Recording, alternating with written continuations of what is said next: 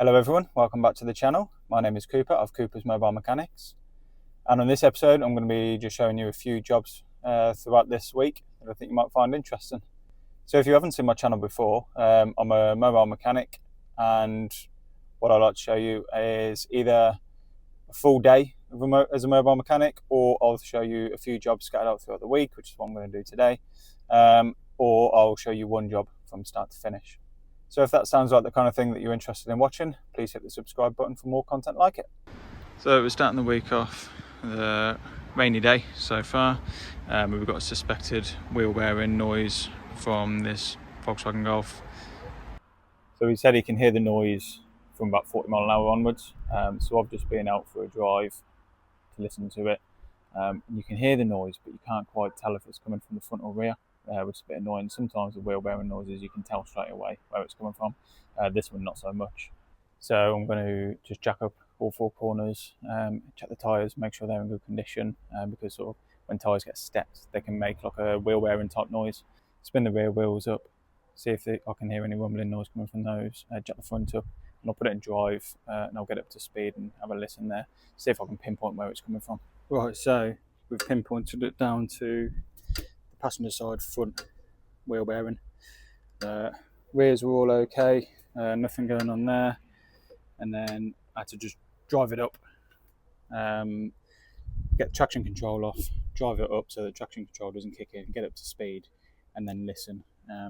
Annoyingly, once I could hear it in the car, I quickly dashed out the car to try and listen to which side it was, whether it was passenger or driver side, but by the time I got out the car and round here, the noise had stopped. So I just had to get the customer to come and have a listen. He said he thinks it's the passenger side. We then swapped over and he drove it and I had a listen, and yeah, I agree. I believe it's the passenger side front wheel bearing, so I'll get that all priced up for him and then come and replace it at some point. Next up, I've got a Citroen Relay. This is for a service. She's also complaining that the washers aren't doing anything. So I've just set up a simple test. I've got the voltmeter connected to the tube plug connector over there on the pump, and then I'm just going to operate the washers and see what happens, see if I get any voltage going to it. If I operate the washers, let's see what's going on. You see there I'm getting voltage going to the pump, so that's saying that all the wiring going to it is fine. It's going to be the pump that needs replacing. It's funny sometimes, you look at a big bus like this, it's a Citroen Relay, it's a horse box, so it's a big old thing. So the kind of thing, when you come to it, you think, oh, that's not going to be fun to work on, is it? But when it comes to servicing, it's really easier than just your standard car. There's no under tray. You've got some plug there, oil filter there, nice and easy. So no under trays off. Oil filters not hidden somewhere stupid like they do with a lot of cars. It's just straightforward. Obviously it's big and heavy, but yeah, for your sort of routine servicing like this, easier. It has got an oil leak all over the sump, which I recommended that last year when I serviced it. Told them about it, and I think, well, she says she got it done somewhere else, but either didn't get done or it's still leaking afterwards, which is interesting. So, yeah, I'll just report that, just let the customer know. And then again, with the washer pump, on a lot of cars, the bottle and the pump is hidden, right? Like, so it'll be on the wheel arch liner, and it's a bit of a mission to get to. But with this, it's literally in the bonnet, just here on the left, and you whip it out. So yeah, nice and easy. I've bought a washer pump with me, so I'm going to get that swapped over. I've just got an authorization from the customer, so just carry on and get it swapped over. So I've got a new genuine washer pump here. Yeah, like I say, nice and straightforward. Swap over, just the one pipe on there, get the connector off, and then just pull it upwards. And she just asked if I can reuse her old screen wash, because she's just filled it up and said it's really nice smelling stuff. So I've got a clean bucket to try and catch it in, and then I'll fill it up with a original screen wash. To be fair, I actually managed to swap that over nice and quickly without losing too much. You can see the level of the screen wash there, so it's barely lost, isn't it? I just put the pipe on the new one first, so it's kind of slowly trickling out of the pump. And so just quickly pull this one out, get the new one in nice and quickly without losing too much screw wash. We'll just test that, make sure it's working. Perfect. Right then, Thursday morning. Today's not started off brilliantly. The first job was a Vauxhall mocker for a rocker cover gasket. But one of the bolts right at the front of the rocker cover was completely rusted and corroded, and there was nothing left. You couldn't get any socket on there at all.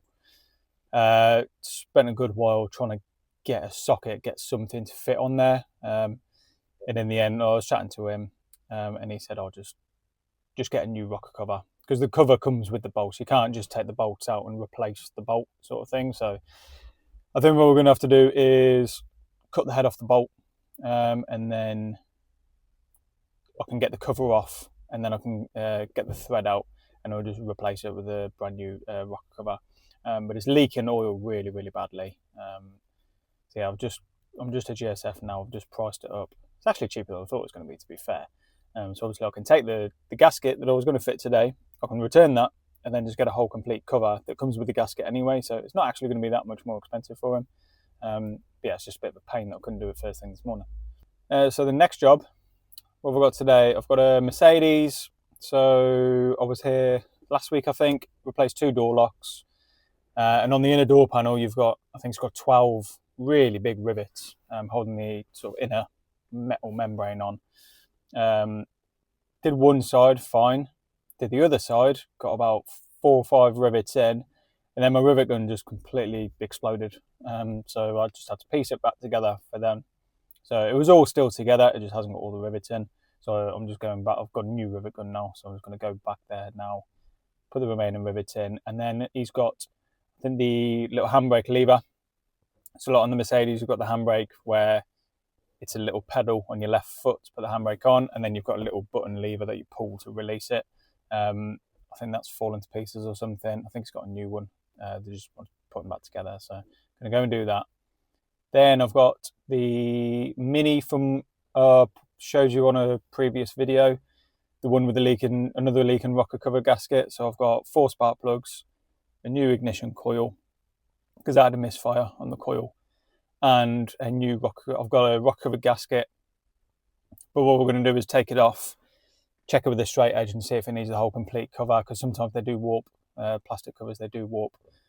He's got a cover himself, so if it does need the cover, we'll just use that. I think it's got a Febby one. We'll just use that. If not, we'll just use the gasket. And then after that, I've got a service on a Kia. And tomorrow is I've got 2 services to do tomorrow. And then I'm going to be going back to the wheel bearing from yesterday morning. I'm going to go and replace that wheel bearing, and then also do a glow plug. The engine management light was on, so I just quickly, while I was there, I just put the computer on it, had a look, and it's got a fault for glow plug in cylinder 2, I think it is. So I've got a glow plug with me. I'm going to take it with me, check it, make sure it is the glow plug first, and then swap that over while I'm there. But yeah, it's been a short week actually this week. I had Monday and Tuesday off, so it's just Wednesday, Thursday, Friday. I'm working this week, so yeah. Well, I started off yesterday morning in a bit of a mess really, because I'll order them parts the week before. I'll order them all on the Friday, ready for the next week. Didn't order any last week because I was too busy, and then Monday and Tuesday I was too busy doing things, just completely forgot to go and order parts. So yesterday morning I realised I didn't have any parts for yesterday's jobs, didn't have any for today's job. So luckily they were all in stock, so I grabbed them all in the first thing in the morning. But yeah, just not a very organised week so far. But hopefully I've got everything. I think I've got everything sorted out now. So it should just be nice and straightforward now to the end of the week, I hope. All right, so I'm back with the Mini from a couple of videos ago. Just the one had the misfire on cylinder number 3. Swap the coils over, so it was a faulty coil, which is now on number 4. But he's also got an oil leak from the rocker cover gasket, or rocker cover. So I'm going to put 4 new spark plugs in, because they're all covered in oil. I'm going to do 4 plugs, new coil, which the warranty company are paying for. Then I'm going to take the rocker cover off. I'm going to check, see if it's warped. If it is warped, we'll change the whole rocker cover together. If it's not, then we'll just do the gasket. These are quite simple to get off. Just got 2 T30s there, get this cover off, then get the coils out, get the spark plugs out, and then as well get this pipe off here, get this 10mm off, move the air filter housing out the way. A couple of camshaft position sensors, can just disconnect those. Then it's got a load of 10mm to get off, get the rocker cover off. So now I've got everything off. So the wiring loom here that was running along the front, got that off. Everything disconnected. I've taken this sort of cover for the oil filter, the air filter housing, sorry. Got that out of the way, got this pipe off. So it should just be a case of getting the 10mm out. So one there, and then just all around the edge. And then just lifting the cover off.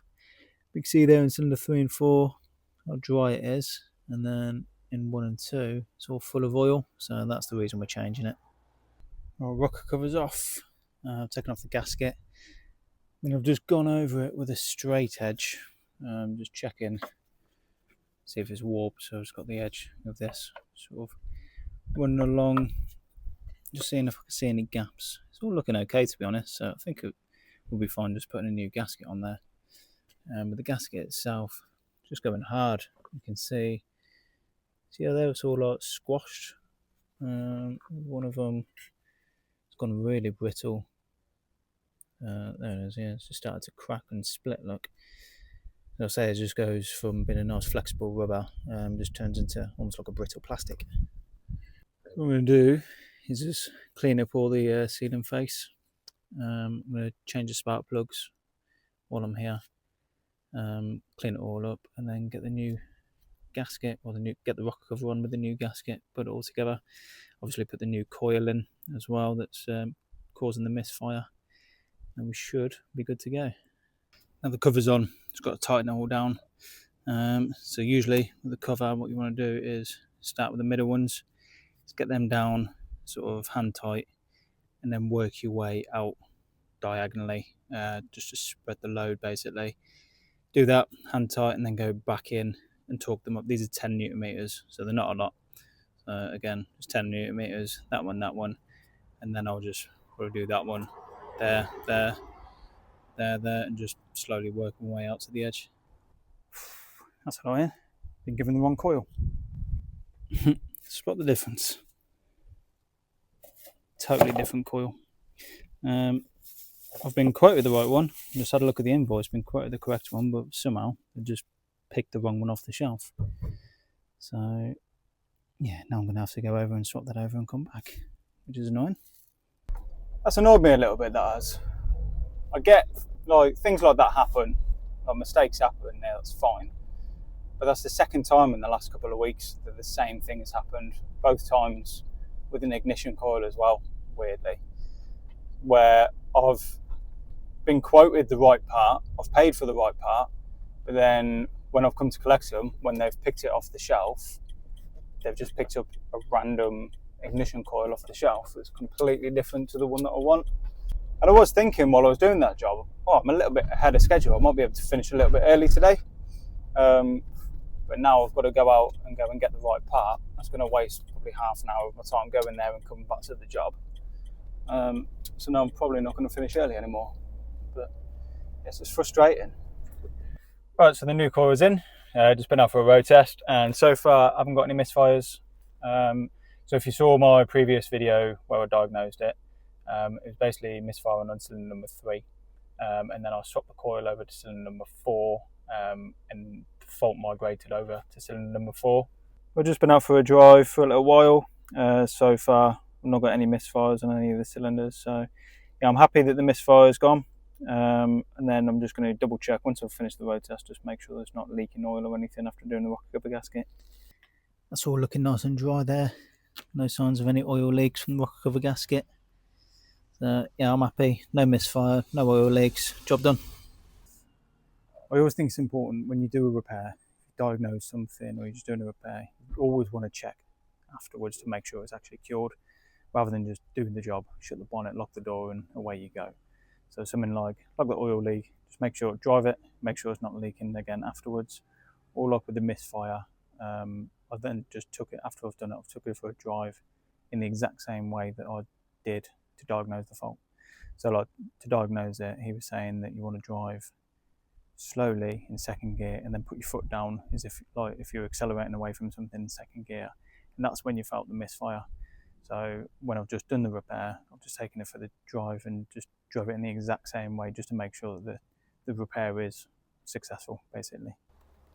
Alright, last job of the day. Some nice service on this Kia. Using genuine parts, car's still under warranty, so we've got genuine parts to be used. And it's just started raining as well. So it's kind of been raining on and off all day really, but I've somehow managed to skip it. But we've just got caught in it now, so yeah, it's going to be a wet one. Can't really be bothered to put the gazebo up either, to be honest, so I'll just get wet. Again, similar to what I said about the Citroen Relay yesterday, these are just a nice, easy car to work on, these Kias. So it's got a little under tray here, but there's a big cutout so that you can just get straight to the sump plug, straight to the oil filter, no messing around. They're just a nice, easy car to work on. I do like them. Oh, cabin filter on this, again, very simple. Just drop the glove box out of the way, squeeze that tab there, get this panel off, pull the filter out, and we'll see. Ugh. It's not looking too good, is it? Dirty old cabin filter. Be interesting to see when that got replaced. Hasn't got a date on there, but yeah, I'll be surprised if that had been changed. Obviously, it's got a full dealer service history, but I would be surprised if that had been changed when it should have been done, because it's looking pretty dirty. That's what it looks like when it's new, and then simply slot it back into place. Put the panel back on, and then push the glove box back up. Yeah, just double check the schedule. It's every 2 years this pollen filter is meant to be replaced. Yeah, it's very dirty. That looks older than 2 years old to me, but if that is 2 years old and that's how dirty they get, then it gets in 2 years. That's a sign to make sure you're changing your pollen filters, isn't it? Because imagine if it gets that dirty after 2 years. Imagine how dirty it gets if you don't change it for sort of 4, 5, 6 years, which a lot of people ignore the pollen filter, they don't replace them. Just think how dirty they get in that time. So yeah, it's your weekly reminder to change your pollen filter. Right then, Friday afternoon actually. I'm running a bit late today. First job this morning was a service and MOT, so I took the car for an MOT and just sat and waited for it. Not something I usually do because I don't make any money off it, but it was my cousin's car, so it's just got to look after her, ain't you? But yeah, 3 hours I was waiting for the MOT, sat around, so it's kind of put me on the back foot. So yeah, got that one done, and I've just had a Audi A5 for a service, and now I'm back with the Golf from earlier in the week for the front wheel bearing and a glow plug. So what I want to do is got to get the brake caliper off, get that out of the way, get the brake disc off, got to take the bolts off for the end of the drive shaft, and then I've got 3 nuts there so I could drop the lower arm, get the drive shaft out of the way, and then I've got 3 bolts to take out for the bearing.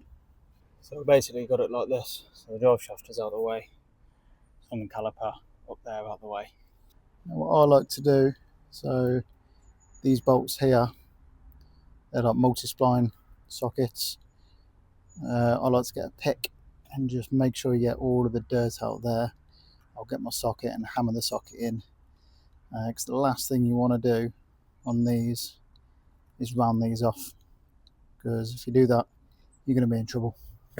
So I've got my socket in there, I've made sure I've hammered that in so it's in all the way.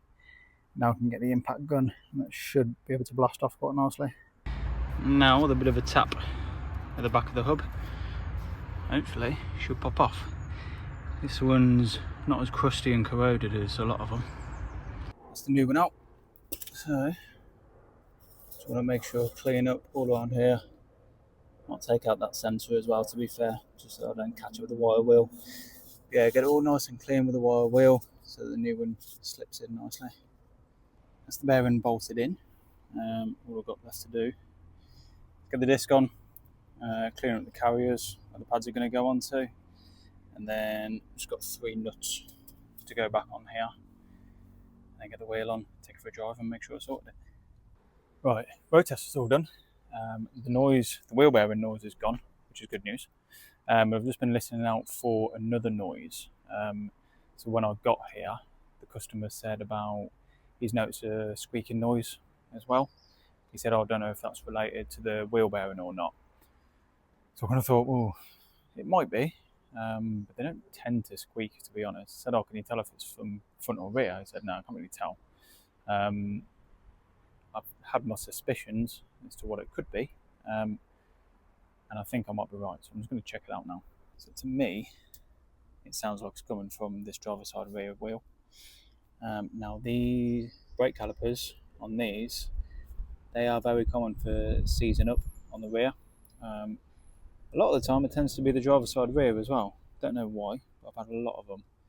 And I've had a couple where they squeak. So because the caliper's seized, the brakes are kind of binding on a little bit. As they get hot, they then start to squeak. So I think what I'm going to do, I'm just going to get the handbrake off, jack it up, and I'm going to try and spin this wheel to see how free it is. But the brakes themselves, I can feel the heat coming from there, to be fair. The brakes themselves are very new. So kind of surprised they didn't notice if it was seized at the time, but could be coincidental. It could be, I might ask them actually, it could be that maybe you got the brakes changed and the one side was lower than the other. So like, if the caliper seized on this side, you usually find that the brake pads will be, say, 1mm on this side, but then on the other side there might be 3 or 4mm. Yeah, I'm going to jack it up and have a look, but yeah, I highly suspect it's going to be this caliper. So with the handbrake off, I'll try and turn this wheel now. It is turning. It's not exactly free. I'll jack up the other side and compare it. You can see the difference there. See how much more it's spinning. Using the same effort to turn it. This side's spinning nice and freely, whereas the other one just sort of got to about there and stopped. Yeah, I'd definitely say it needs a caliper. Right, so that's my week done. Been a pretty short week this week, just 3 days. I think it's been pretty successful as well. Not had any dramas, nothing that I can think of anyway. Other than the wrong coil that I got yesterday, but yeah, other than that, it's been alright, I think, pretty smooth sailing. But anyway, I hope you've enjoyed watching the video. Maybe you've learned something or just found something interesting. If you have, please like, comment, subscribe if you haven't already. Share it around with your friends and family. And yeah, thank you very much for watching, and I'll see you on the next one.